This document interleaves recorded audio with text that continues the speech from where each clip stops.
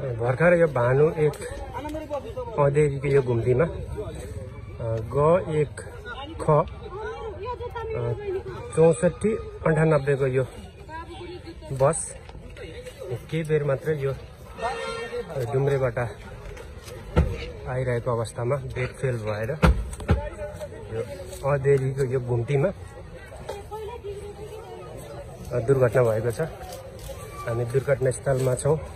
यति बेला इलाका प्रहरी कार्यालय भानु, सशस्त्र प्रहरी बल मनकामनागढ, त्यसै गरी रुरु भैरव दलगढ आर्मीको टिम र स्थानीयको सक्रियतामा घाइतेहरूको उद्धार गर्ने काम भइरहेको छ। दुर्घटनामा मानवीय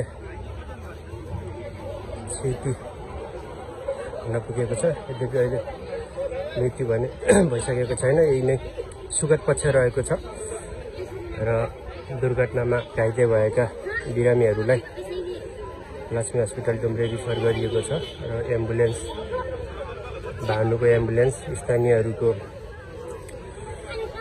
निजी सवारी साधन र इलाका प्रहरी कार्यालय भानुको भ्यानमा स्थानीयहरूको सक्रियता लगायत